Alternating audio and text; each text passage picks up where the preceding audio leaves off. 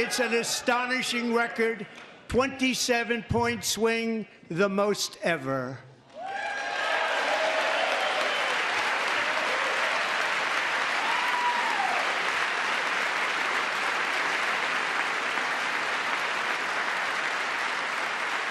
Likewise, small business optimism saw its single largest one-month gain ever recorded, a 41-point jump.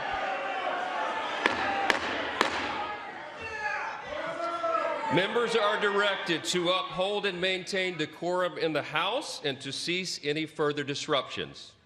That's your warning.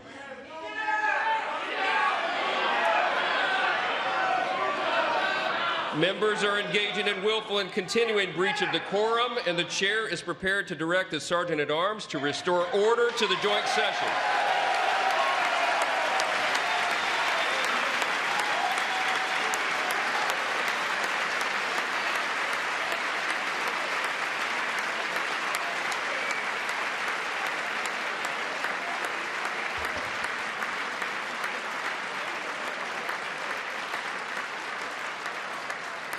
Mr. Green, take your seat.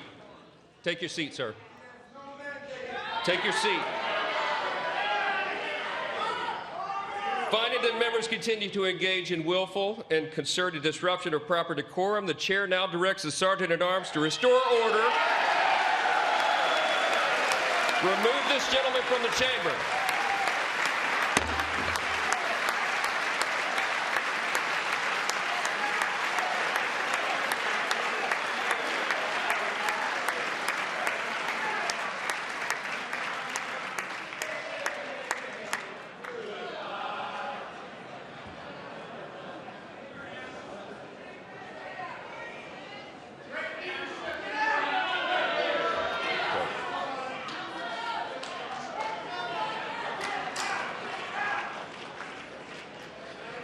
Members are directed to uphold and maintain decorum in the House.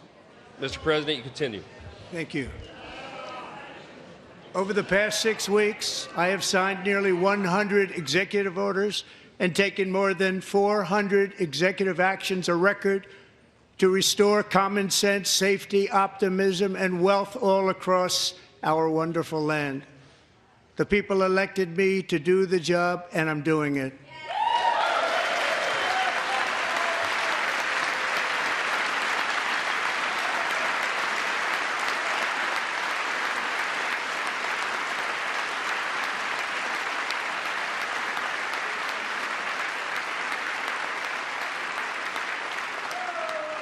In fact, it has been stated by many that the first month of our presidency, it's our presidency, is the most successful in the history of our nation.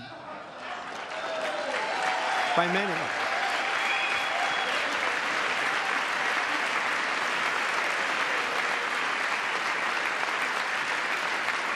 And what makes it even more impressive is that, do you know who number 2 is? George Washington. How about that? How about that? I don't know about that list, but we'll take it. Within hours of taking the oath of office, I declared a national emergency on our southern border, and I deployed the U.S. military and Border Patrol to repel the invasion of our country. And what a job they've done. As a result, illegal border crossings last month were by far the lowest ever recorded, ever.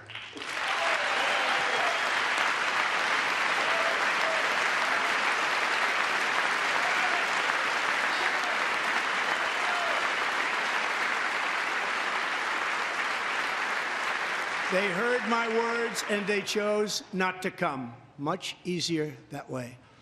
In comparison, under Joe Biden, the worst president in American history, there were hundreds of thousands of illegal crossings a month, and virtually all of them, including murderers, drug dealers, gang members, and people from mental institutions and insane asylums, were released into our country. Who would want to do that? This is my 5th such speech to Congress.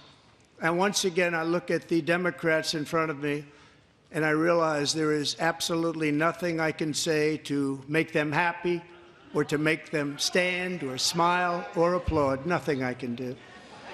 I could find a cure to the most devastating disease, a disease that would wipe out entire nations, or announce the answers to the greatest economy in history, or the stoppage of crime to the lowest levels ever recorded. And these people sitting right here will not clap, will not stand, and certainly will not cheer for these astronomical achievements. They won't do it, no matter what. Five times I've been up here. It's very sad, and it just shouldn't be this way.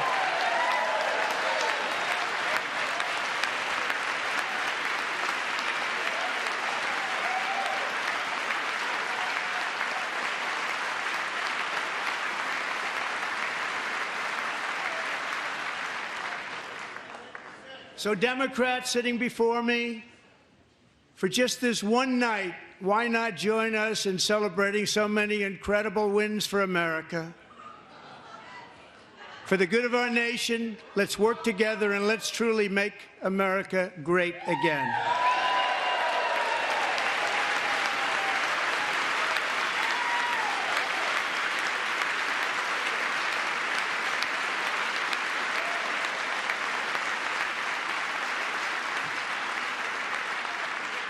Every day, my administration is fighting to deliver the change America needs to bring a future that America deserves, and we're doing it.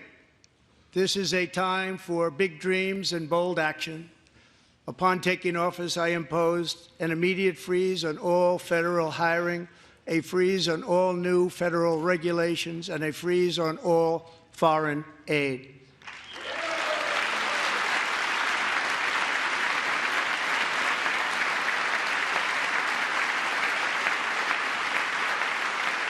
I terminated the ridiculous Green New Scam. I withdrew from the unfair Paris Climate Accord, which was costing us trillions of dollars that other countries were not paying. I withdrew from the corrupt World Health Organization.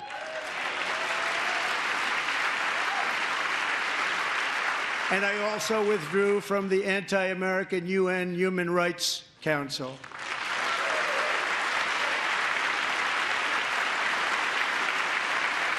We ended all of Biden's environmental restrictions that were making our country far less safe and totally unaffordable.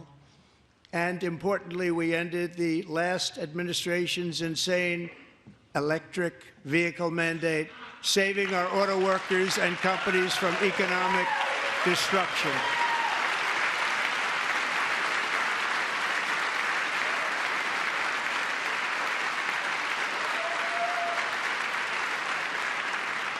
To unshackle our economy, I have directed that for every one new regulation, 10 old regulations must be eliminated, just like I did in my very successful first term.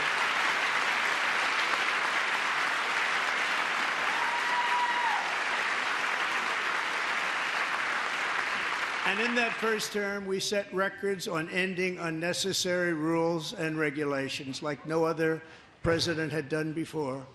We ordered all federal workers to return to the office. They will either show up for work in person or be removed from their job.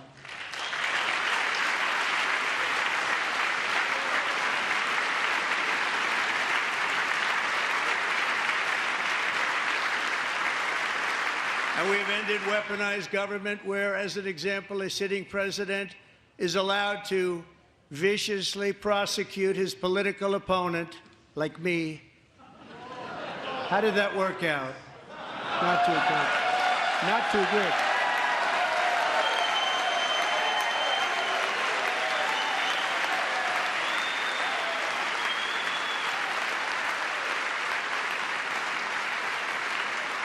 And I have stopped all government censorship and brought back free speech in America. It's back.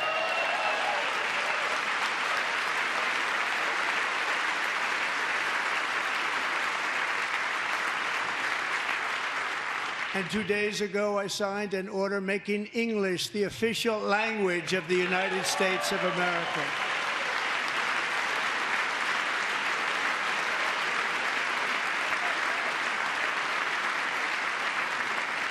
I renamed the Gulf of Mexico the Gulf of America.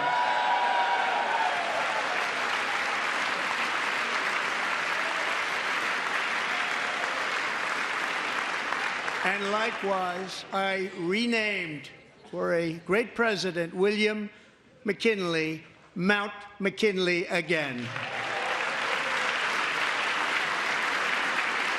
Beautiful Alaska. We love Alaska.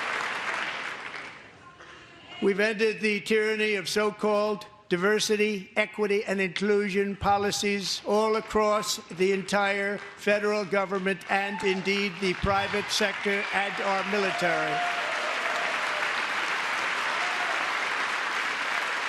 And our country will be woke no longer.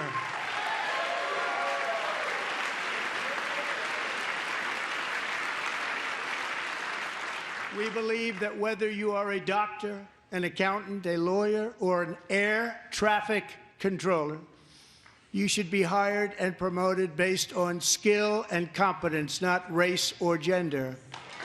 Very important.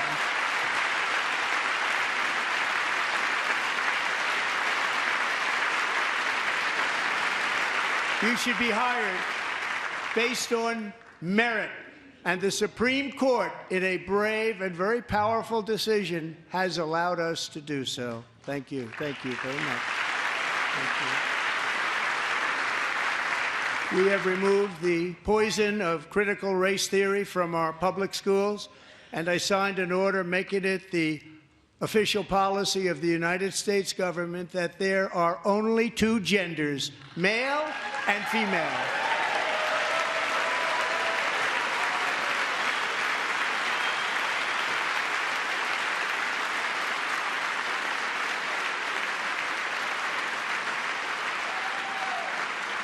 I also signed an executive order to ban men from playing in women's sports.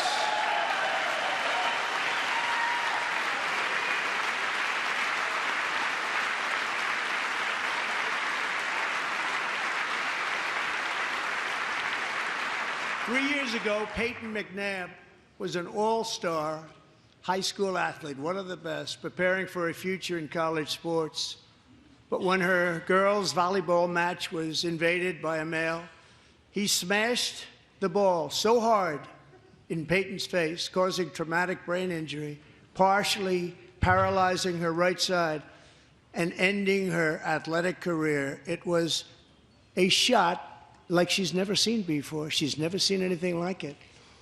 Peyton is here tonight in the gallery, and Peyton, from now on, schools will kick the men off the girls' team, or they will lose all federal funding.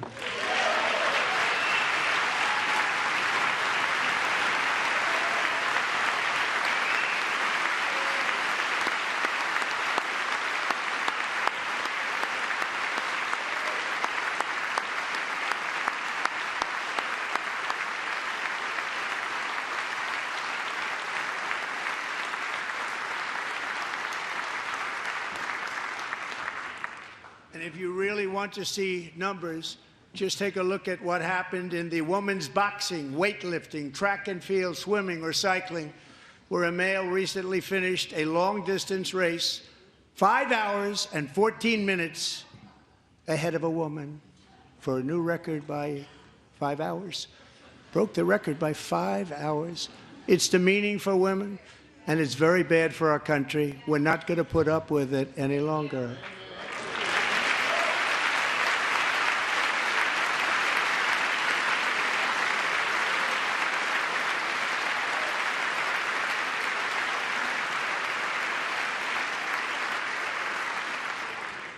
What I have just described is only a small fraction of the common sense revolution that is now, because of us, sweeping the entire world. Common sense has become a common theme, and we will never go back. Never. Never going to let that happen. Among my very highest priorities is to rescue our economy and get dramatic and immediate relief to working families.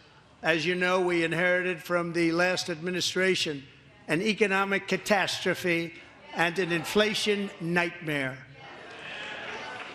Their policies drove up energy prices, pushed up grocery costs, and drove the necessities of life out of reach for millions and millions of Americans. They've never had anything like it. We suffered the worst inflation in 48 years, but perhaps even in the history of our country. They're not sure. As president, I'm fighting every day to reverse this damage and make America affordable again.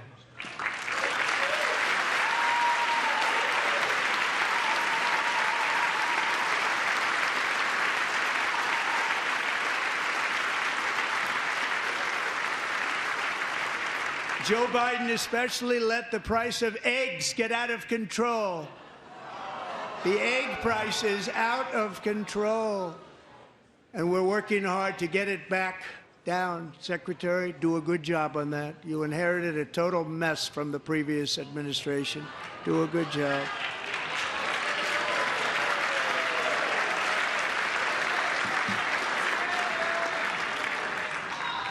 A major focus of our fight to defeat inflation is rapidly reducing the cost of energy. The previous administration cut the number of new oil and gas leases by 95%, slowed pipeline construction to a halt, and closed more than 100 power plants. We are opening up many of those power plants right now.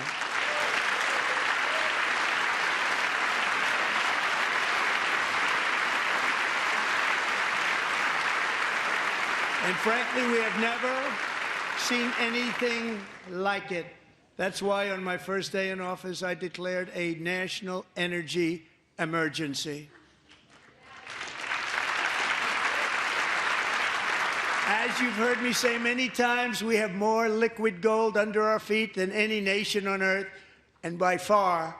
And now I fully authorize the most talented team ever assembled to go and get it. It's called Drill, Baby, Drill.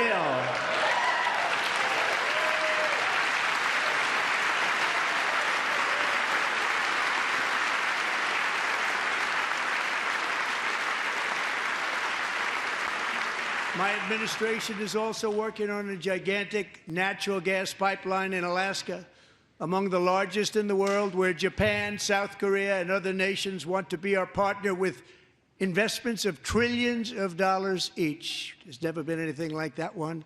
It will be truly spectacular. It's all set to go. The permitting is gotten. And later this week, I will also take historic action to dramatically expand production of critical minerals and rare earths here in the USA.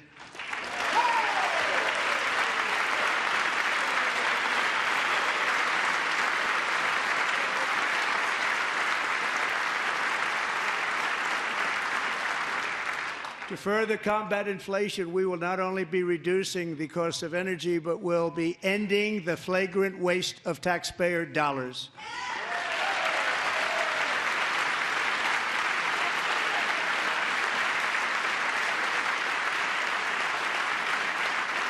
And to that end, I have created the brand new Department of Government Efficiency, DOGE. Perhaps you've heard of it. Perhaps.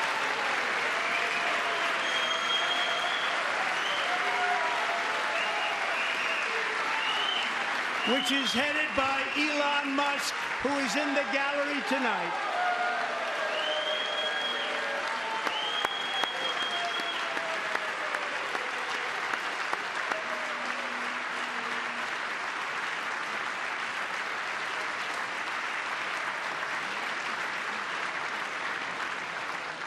Thank you, Elon. He's working very hard. He didn't need this. He didn't need this. Thank you very much. We appreciate it. Everybody here, even this side, appreciates it, I believe. They just don't want to admit that. Just listen to some of the appalling waste we have already identified. $22 billion from HHS to provide free housing and cars for illegal aliens. $45 million for diversity, equity, and inclusion scholarships in Burma. $40 million to improve the social and economic inclusion of sedentary migrants. Nobody knows what that is. $8 million to promote LGBTQI+ in the African nation of Lesotho, which nobody has ever heard of. $60 million for indigenous peoples and Afro-Colombian empowerment in Central America. $60 million. $8 million for making mice transgender. This is real. $32 million for a left-wing propaganda operation in Moldova. $10 million for male circumcision in Mozambique. $20 million for the Arab Sesame Street in the Middle East. It's a program. $20 million for a program. $1.9 billion to recently created Decarbonization of Homes Committee, headed up, and we know she's involved. Just at the last moment, the money was passed over by a woman named Stacey Abrams. Have you ever heard of her? A $3.5 million consulting contract for lavish fish monitoring. $1.5 million for voter confidence in Liberia. $14 million for social cohesion in Mali. $59 million for illegal alien hotel rooms in New York City. He's a real estate developer. He's done very well. $250,000 to increase vegan local climate action innovation in Zambia. $42 million for social and behavior change in Uganda. $14 million for improving public procurement in Serbia. $47 million for improving learning outcomes in Asia.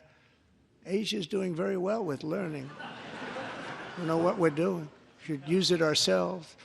And $101 million for DEI contracts at the Department of Education. The most ever paid, nothing even like it. Under the Trump administration, all of these scams, and they're far worse, but I didn't think it was appropriate to talk about them. They're so bad. Many more have been found out and exposed and swiftly terminated by a group of very intelligent, mostly young people, headed up by Elon, and we appreciate it. We found hundreds of billions of dollars of fraud.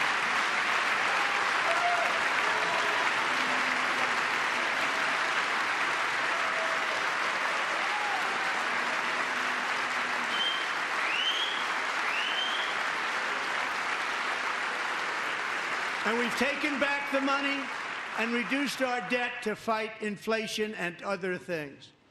Taken back a lot of that money. We got it just in time. This is just the beginning. The Government Accountability Office, a federal government office, has estimated annual fraud of over $500 billion in our nation, and we are working very hard to stop it. We're going to. We're also identifying shocking levels of incompetence and probable fraud in the Social Security program for our seniors, and that our seniors and people that we love rely on. Believe it or not, government databases list 4.7 million Social Security members from people aged 100 to 109 years old.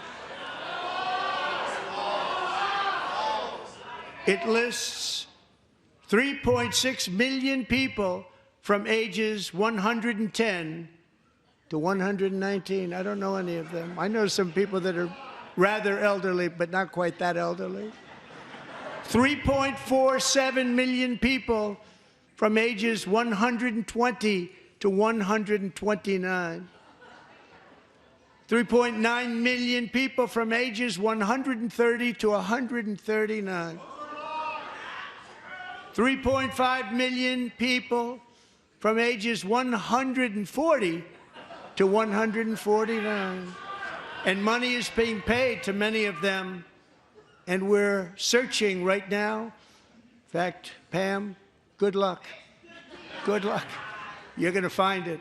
But a lot of money is paid out to people because it just keeps getting paid, and nobody does. And it really hurts Social Security and hurts our country. 1.3 million people from ages 150 to 159, and over 130,000 people, according to the Social Security databases, are age over 160 years old.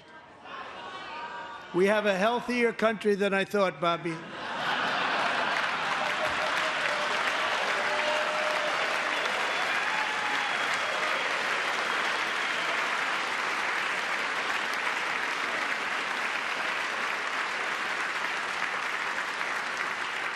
Including, to finish, 1,039 people between the ages of 220 and 229, one person between the age of 240 and 249, and one person is listed at 360 years of age.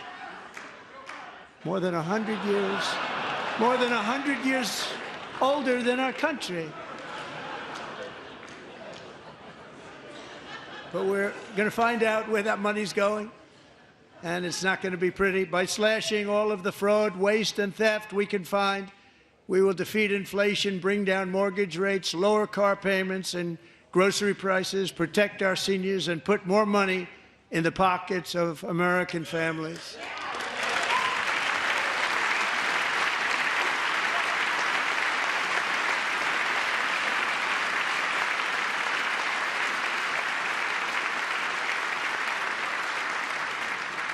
And today, interest rates took a beautiful drop, big, beautiful drop. It's about time.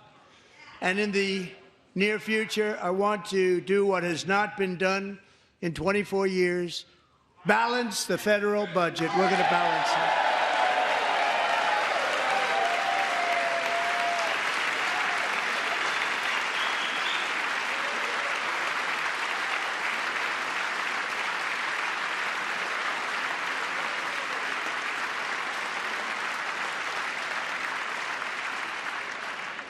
With that goal in mind, we have developed in great detail what we are calling the Gold Card, which goes on sale very, very soon.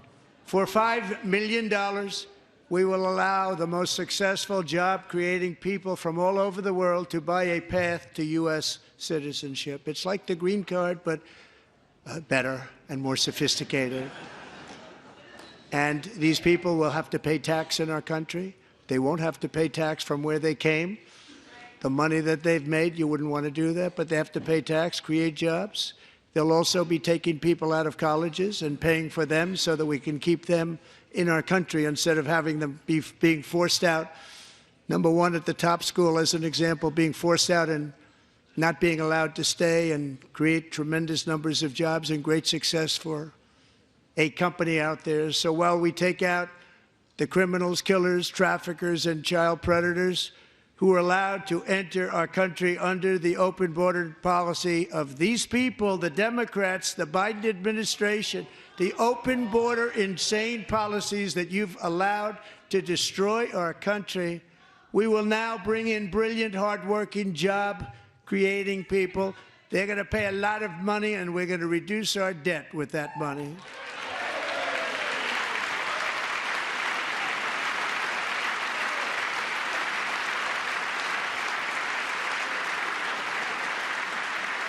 Americans have given us a mandate for bold and profound change.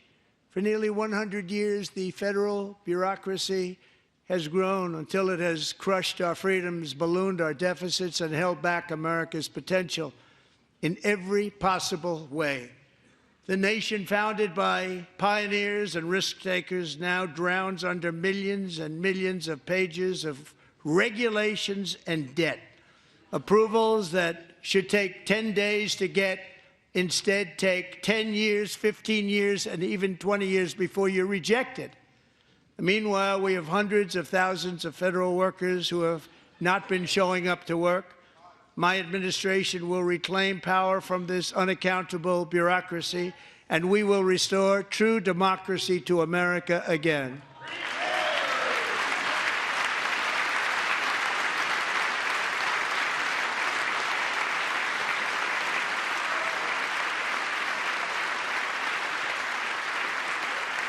And any federal bureaucrat who resists this change will be removed from office immediately. Because we are draining the swamp. It's very simple. And the days of rule by unelected bureaucrats are over.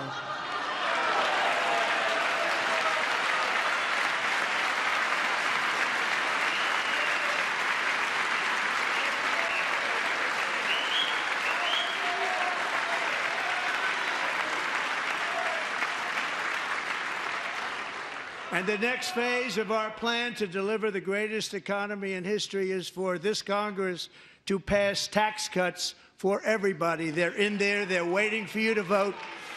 And I'm sure that the people on my right, I don't mean the Republican right, but my right here, I'm sure you're going to vote for those tax cuts, because otherwise I don't believe the people will ever vote you into office. So I'm doing you a big favor by telling you that. But I know this group is going to be voting for the tax.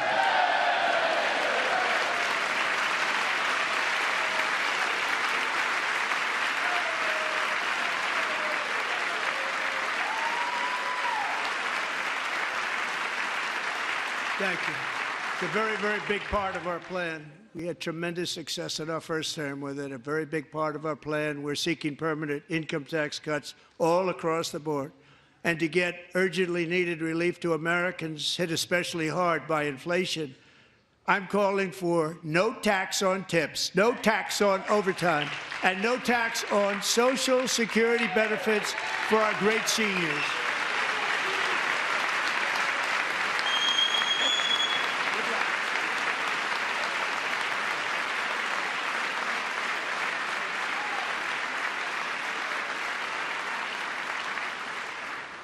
And I also want to make interest payments on car loans tax deductible, but only if the car is made in America.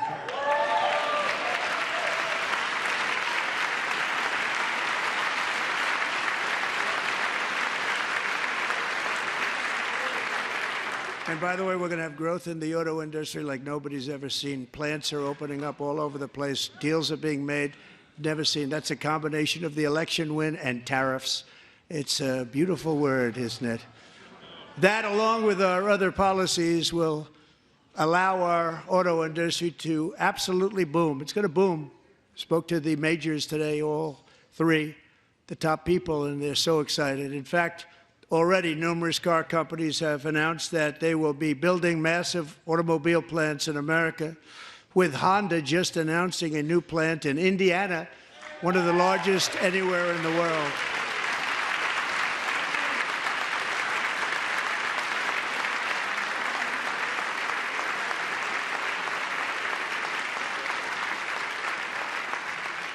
And this has taken place since our great victory on November 5th, a date which will hopefully go down as one of the most important in the history of our country.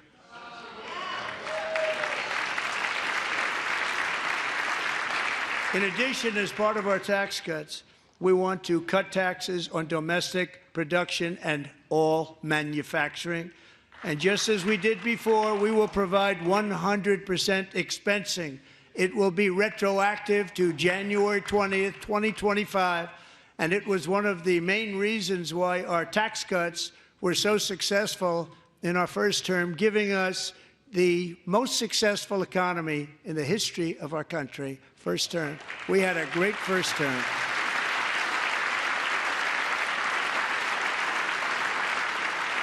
If you don't make your product in America, however, under the Trump administration, you will pay a tariff, and in some cases, a rather large one. Other countries have used tariffs against us for decades, and now it's our turn to start using them against those other countries. On average, the European Union, China, Brazil, India, Mexico, and Canada, have you heard of them? And countless other nations charge us tremendously higher tariffs than we charge them. It's very unfair. India charges us auto tariffs higher than 100%. China's average tariff on our products is twice what we charge them. And South Korea's average tariff is 4 times higher. Think of that, 4 times higher. And we give so much help militarily and in so many other ways to South Korea. But that's what happens. This is happening by friend and foe.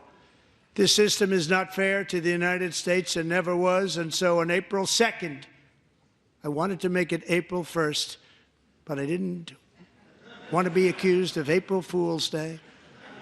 That's not, just one day was cost us a lot of money. But we're going to do it in April. I'm a very superstitious person. April 2nd, reciprocal tariffs kick in. And whatever they tariff us, other countries, we will tariff them. That's reciprocal, back and forth. Whatever they tax us, we will tax them. If they do non-monetary tariffs to keep us out of their market, then we will do non-monetary barriers to keep them out of our market. There's a lot of that, too. They don't even allow us in their market.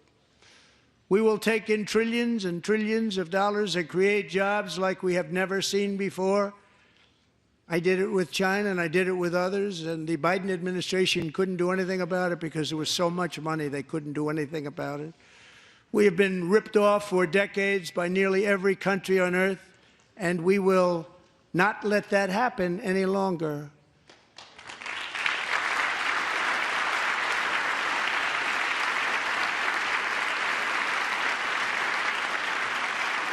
Much has been said over the last 3 months about Mexico and Canada, but we have very large deficits with both of them. But even more importantly, they've allowed fentanyl to come into our country at levels never seen before, killing hundreds of thousands of our citizens and many very young, beautiful people, destroying families. Nobody's ever seen anything like it. They are, in effect, receiving subsidies of hundreds of billions of dollars. We pay subsidies to Canada and to Mexico of hundreds of billions of dollars, and the United States will not be doing that any longer. We're not going to do it any longer.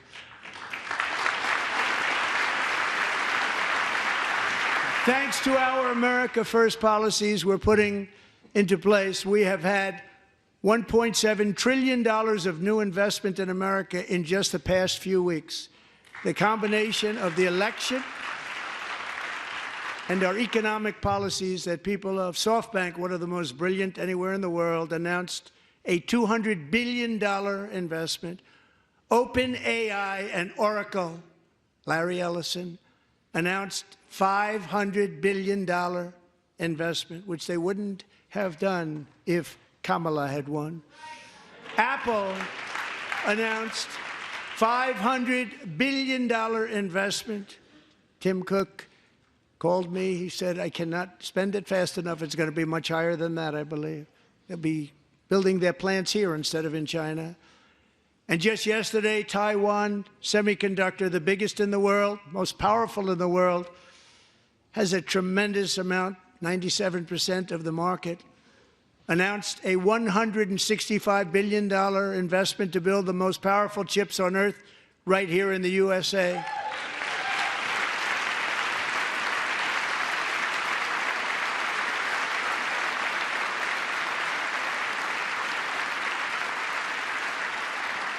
And we're not giving them any money. Your CHIPS Act is a horrible, horrible thing. We give hundreds of billions of dollars, and it doesn't mean a thing. They take our money and they don't spend it.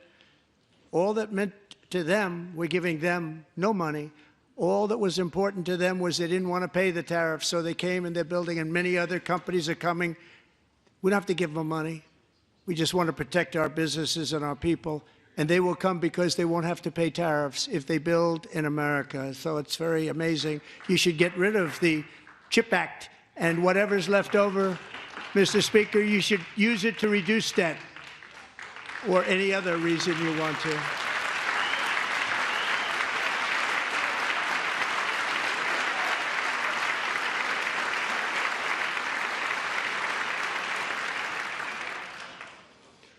Our new trade policy will also be great for the American farmer. I love the farmer. Who will now be selling into our home market, the USA, because nobody is going to be able to compete with you. Because those goods that come in from other countries and companies, they're really in a bad position in so many different ways. They're uninspected. They may be very dirty and disgusting, and they come in and they pour in, and they hurt our American farmers. The tariffs will go on agricultural product coming into America, and our farmers, starting on April 2nd, it may be a little bit of an adjustment period. We had that before when I made the deal with China, $50 billion of purchases, and I said, just bear with me, and they did. They did. Probably have to bear with me again, and this will be even better. That was great. The problem with it was that Biden didn't enforce it. He didn't enforce it. $50 billion of purchases, and we were doing great, but Biden did not enforce it, and it hurt our farmers. But our farmers are going to have a field day right now. So to our farmers, have a lot of fun. I love you too. I love you too. It's all going to happen.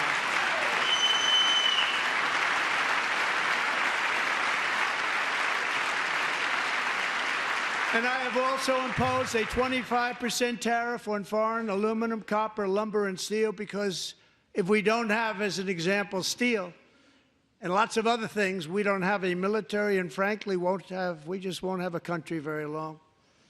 Here today is a proud American steelworker, fantastic person from Decatur, Alabama, Jeff Denard. Has been working at the same steel plant for 27 years in a job that has allowed him to serve as the captain of his local volunteer fire department, raise 7 children with his beautiful wife, Nicole, and over the years provide a loving home for more than 40 foster children. So great, Jeff.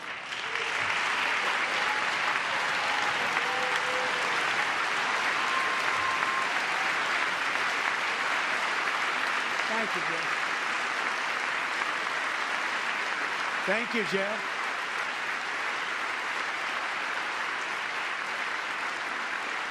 Stories like Jeff's remind us that tariffs are not just about protecting American jobs. They're about protecting the soul of our country. Tariffs are about making America rich again and making America great again, and it's happening, and it will happen rather quickly. There'll be a little disturbance, but we're okay with that. It won't be much. No, you're not. Oh. And look where Biden took us. Very low, the lowest we've ever been. Jeff, I want to thank you very much. And I also want to recognize another person who has devoted herself to foster care community. She works so hard on it. A very loving person, our magnificent First Lady of the United States.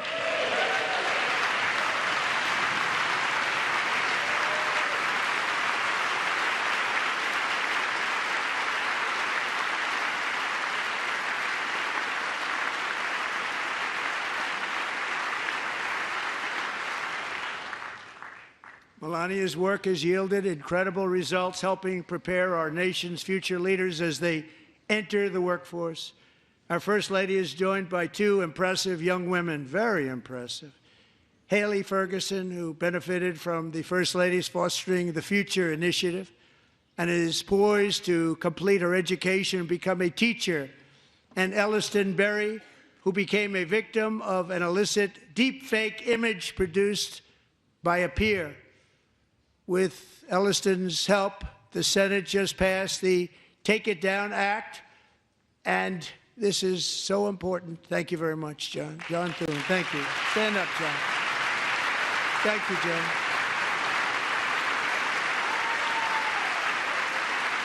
Thank you all very much.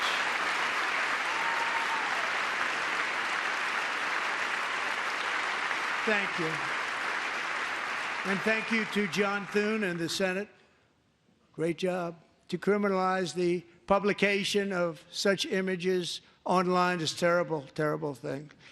And once it passes the House, I look forward to signing that bill into law. Thank you. And I'm going to use that bill for myself, too, if you don't mind. Because nobody gets treated worse than I do online. Nobody. That's great. Thank you very much to the Senate. Thank you.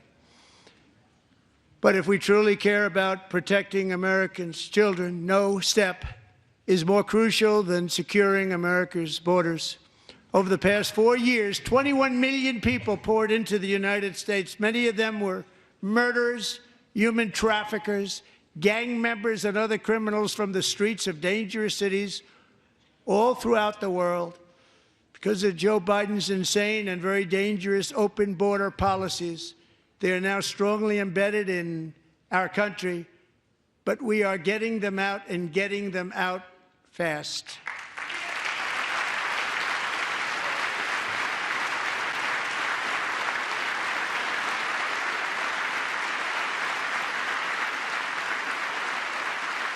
And I want to thank Tom Homan and Christy. I want to thank you and Paul of Border Patrol.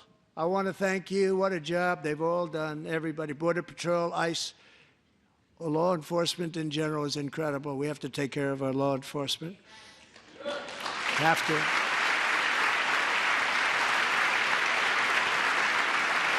Last year,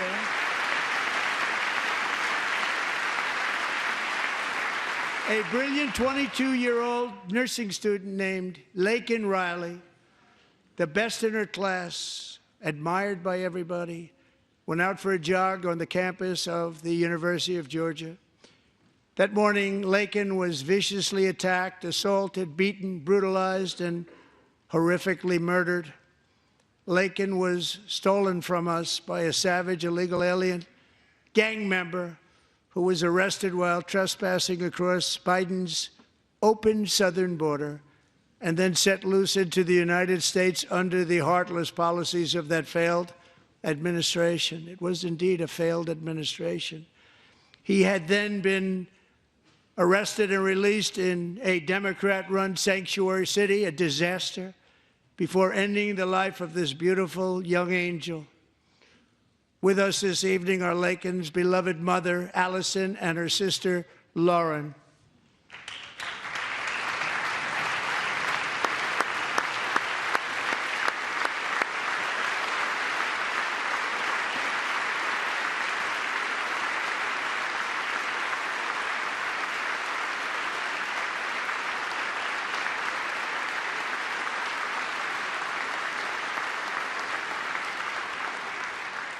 Last year, I told Laken's grieving parents that we would ensure their daughter would not have died in vain. That's why the very first bill I signed into law as your 47th president mandates the detention of all dangerous criminal aliens who threaten public safety. It's a very strong, powerful act.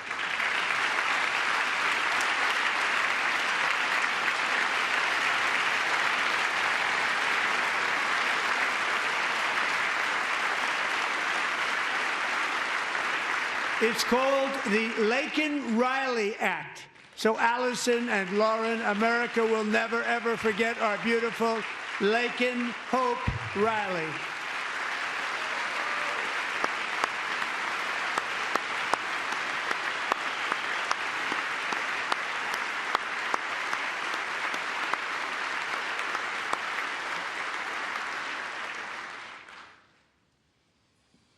Thank you very much.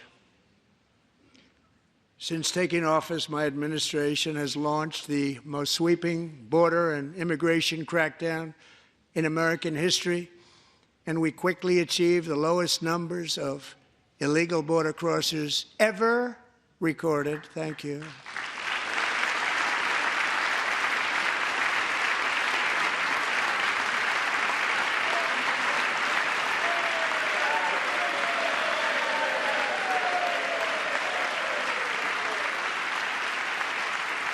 The media and our friends in the Democrat Party kept saying we needed new legislation, we must have legislation to secure the border. But it turned out that all we really needed was a new president.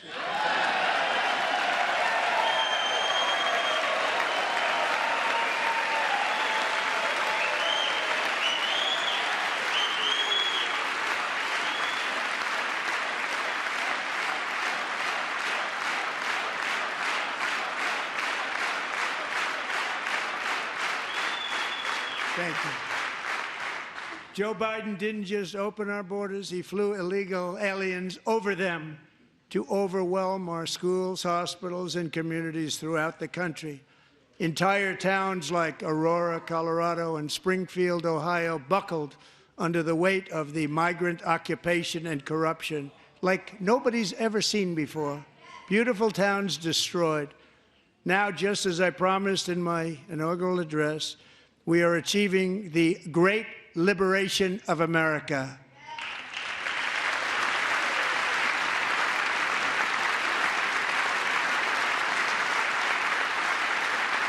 But there still is much work to be done. Here tonight is a woman I have gotten to know, Alexis Nungari from Houston. Wonderful woman. Last June, Alexis's 12-year-old daughter, her precious Jocelyn, walked to a nearby convenience store. She was kidnapped, tied up, assaulted for 2 hours under a bridge, and horrifically murdered. Arrested and charged with this heinous crime are 2 illegal alien monsters from Venezuela, released into America by the last administration through their ridiculous open border. The death of this beautiful 12-year-old girl and the agony of her mother and family touched our entire nation greatly. Alexis, I promised that we would always remember your daughter, your magnificent daughter, and earlier tonight, I signed an order keeping my word to you. One thing I have learned about Jocelyn is that she loved animals so much. She loved nature. Across Galveston Bay, from where Jocelyn lived in Houston, you will find a magnificent national wildlife refuge, a pristine, peaceful, 34,000-acre sanctuary for all of God's creatures on the edge of the Gulf of America. Alexis, moments ago, I formally renamed that refuge in loving memory of your beautiful daughter, Jocelyn. So, Mr. Vice President, if you would, may I have the order?